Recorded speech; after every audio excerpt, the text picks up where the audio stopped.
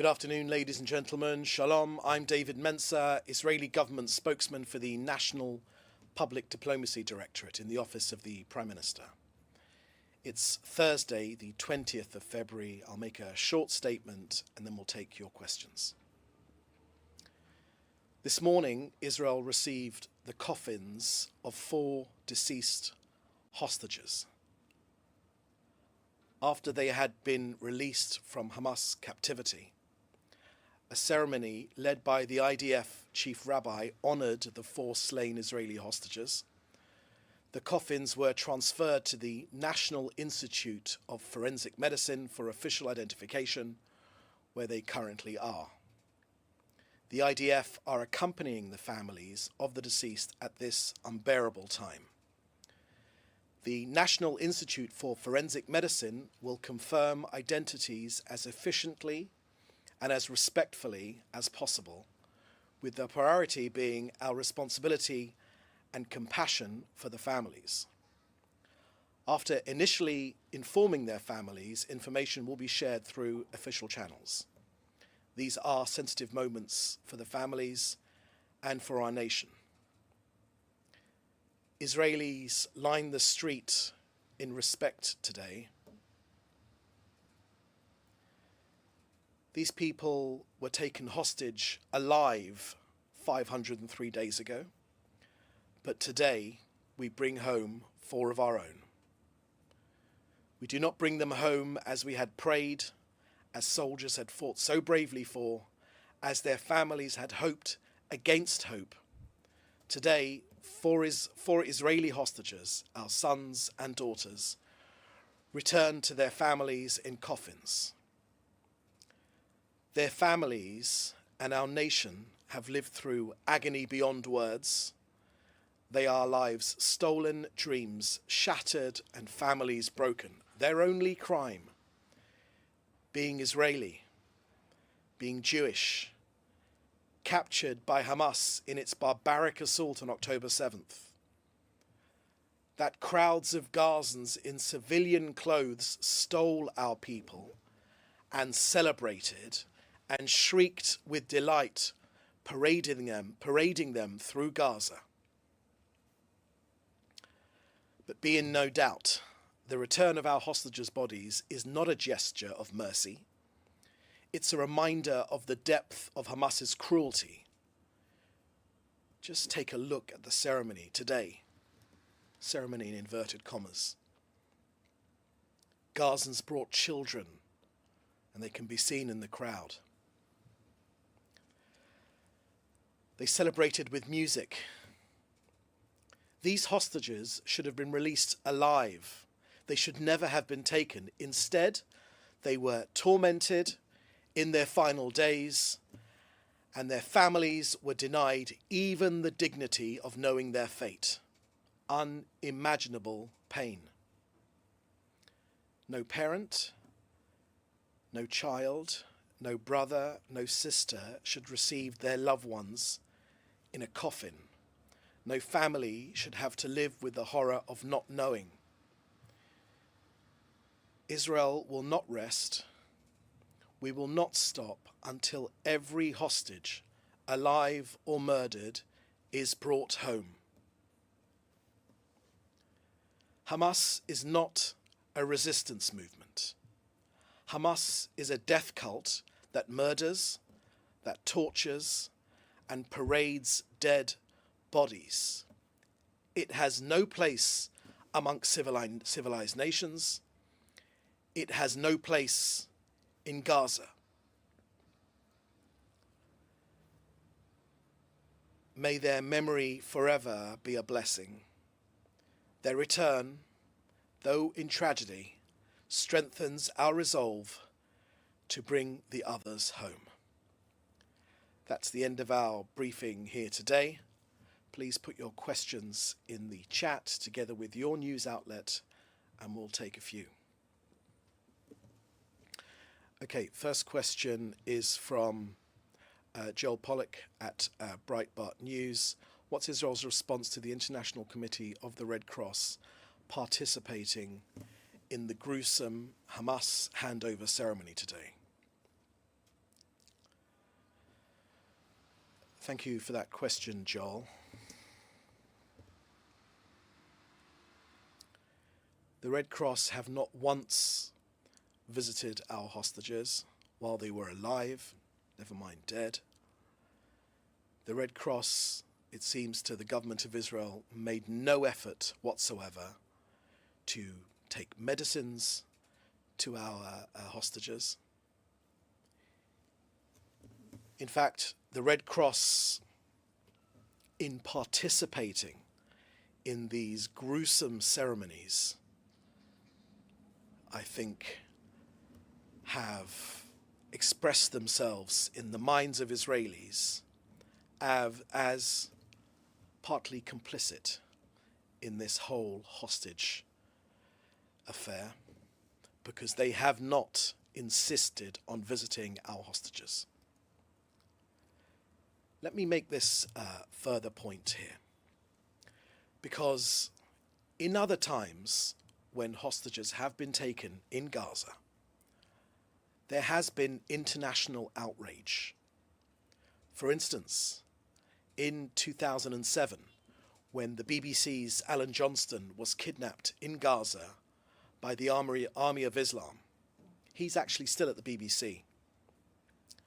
Now, he was only released by Hamas after a huge international campaign, after 4 months in captivity, 4 months after a huge international campaign. A tremendous amount of pressure was put on Hamas, and that's why Hamas eventually released him. Pressure on Hamas works, but not enough pressure has been put on Hamas. Not enough pressure has been put on Hamas by international institutions. Not enough pressure has been put on Hamas by the global community. Not enough pressure has been put on Hamas for holding babies in captivity. The humanitarian outrage of holding our babies in captivity. Not enough pressure has been put on Hamas to set our people free. Next question from Sveta Litvanov from TPS. Following TPS reports that Mohammed Abu Warda, a terrorist freed on January 30th and slated for deportation to a third country via Egypt, was seen in a Hamas ceremony in Khan Yunis. What actions, how does Israel ensure that Hamas terrorists marked for deportation are indeed expelled to a third country? And what actions will be taken when it becomes clear, as in Abu Warda's case, that deportation was not executed? Thank you for that question, Sveta. I haven't got any further information on that point. The release of terrorists, convicted terrorists, is a painful price that Israel is paying to get our people home. But our priority now is to bring home our people. It is our humanitarian duty to bring home our people, and it is our duty because the record, the testimony which our hostages have shared with us, for instance, Ohed Ben Ami, just last week, shared with us the brutal reality of life in Hamas captivity. This is rarely reported, but there was severe malnutrition and starvation. Hostages were released in an emaciated state with significant body weight loss due to prolonged malnutrition, and deliberately deprived of food and forced to ration scraps at a time, and at times having to decide amongst themselves who would eat and who would go hungry.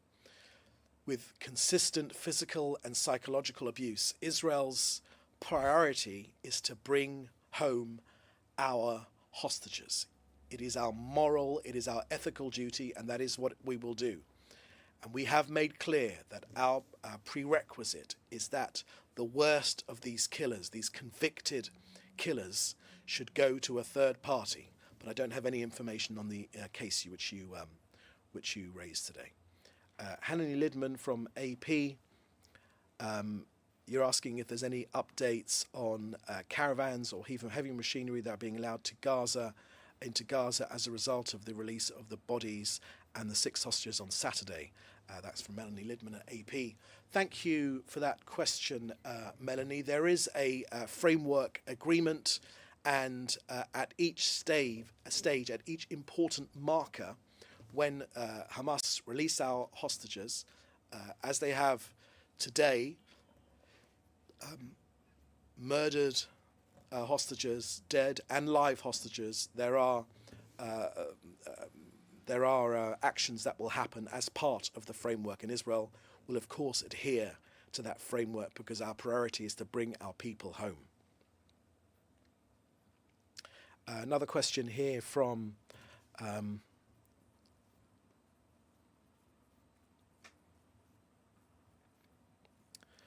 question here from Gaspar Ruiz Canela from the Spanish news agency EFE. Hello, what do you say to Hamas allegations that hostages died in Israel's bombardment in Gaza? Thank you for that question. Let me deal with this question head on, because I've seen actually, not just on many news media, but I've seen leading the headlines for the last 2 days on the BBC particularly, that they have repeated this canard, that our hostages, exactly the allegation that you have made. Let me make this clear. Our hostages were taken alive. They were taken alive on October the 7th. Most of them were taken alive. Some were taken as dead bodies, but the hostages we're talking about today, being released today, their bodies being released today, they were taken alive. And this effort to somehow whitewash the crimes of Hamas and the crimes of the civilian population that abducted our people on October the 7th. They were wearing civilian clothes. They were paraded through the streets. They were shrieks of joy and delight when they were taken hostage. This effort to whitewash the crimes of Hamas is appalling. And every time this is repeated by news media, I've heard it from the BBC in particular, it simply says to Israelis that the BBC wants Hamas to win. They actually support Hamas's actions, because why else would they seek to whitewash their crimes by repeating this Hamas line? On the BBC, look, this war started with the BBC unwilling to call Hamas terrorists, and recently they've used the son of a senior Hamas founder for a primetime documentary without telling us the fact that this young person's family links to Hamas. And we see now Hamas propaganda parading as BBC News. And we say to media that simply repeat Hamas's lines, that Hamas are using you. So when the BBC repeats these lines, as others have, that you are in effect in partnership with Hamas. I don't say it's a formal written contract, but it is a partnership nonetheless, where Hamas can rely on the BBC and other news media to give Hamas's account, to be given legitimacy by the BBC. The people responsible for the death of our hostages are Hamas and the other terrorist organizations, and indeed the Gazan civilians that took them as hostage on October the 7th, and no one else. Okay, next question is from Jody Cohen, Newsmax. How many Palestinian prisoners are being released in exchange for 4 hostages today, and how many of these were serving life sentences? Thank you for that question, Jody. There is a framework agreement, and the agreement states clearly that the release of our hostages, once we have identified them, our unfortunately dead hostages has a corresponding link to the release of Hamas terrorists in custody, convicted terrorists. And those are clear on the framework agreement, which Israel will adhere to. Next question from Jodie Cohn at Newsmax. With 3 million people expected to be suffering from PTSD in Israel since Hamas's 7th of October massacre, what is being done to support people during this difficult time? Thank you for that question, Jodie. It's a very important question. As a father of children, our education ministry today released guidance to our people, asking parents and carers not to allow their children to watch these scenes, to allow them safe spaces to be able to talk about what they've seen, but also not to allow them, especially young, impressionable minds, to see these horrific scenes. So that guidance has been given by the Israeli Education Ministry, and they certainly resonate with the rest of the population as well. Yes, we are a nation traumatized because we know that Hamas are a genocidal, murderous organization, but our war aims remain very, very clear, for which there is overwhelming support amongst Israel's people. And they've been clear since October the 7th, when Hamas perpetrated the worst massacre on Jews since the Holocaust. They are destroying Hamas's governing and military capability, the release of all of our hostages, and ensuring that Gaza does not become a threat to Israel again. These remain our objectives in this war, and actually the Prime Minister and President Trump and Steve Witkoff are in regular contact, because they are working together to get our hostages home, and we will not rest until we get them all out. Okay, Edmund, you're asking me again, yes, but were the caravans allowed into Gaza today? Thank you again for that question, Melanie. I would advise you to check the Twitter feed or the pronouncements from the IDF, which show what is going in. But as I said, there is an agreement, and when our hostages are identified, then the corresponding action as laid out in the framework will be taken by Israel. Israel will adhere to the agreement, because our priority is to bring our people home. And it has been Israel's consistent pressure, and the Prime Minister's made this crystal clear. It has been Israel's consistent pressure, our clearness of vision that has ensured that Hamas are in no doubt whatsoever where our objectives lie. They need to adhere to this agreement, and if they do not adhere to this agreement, then there will be repercussions, and they will be immediate and swift and heavy and harsh against the terrorist organization. Okay, I believe that's the last question here today. Thank you for joining us here. We'll have, as soon as our hostages released today are identified and the families have been informed, we will release that information in the usual official channels. In the meantime, please do stay safe, and we'll have another briefing very soon. Thank you. Bye-bye. Thanks for watching. Drop a comment below. Don't forget to like, share, and hit subscribe to stay updated with our latest content. Until next time, stay informed and inspired. This is Dejobnik signing off.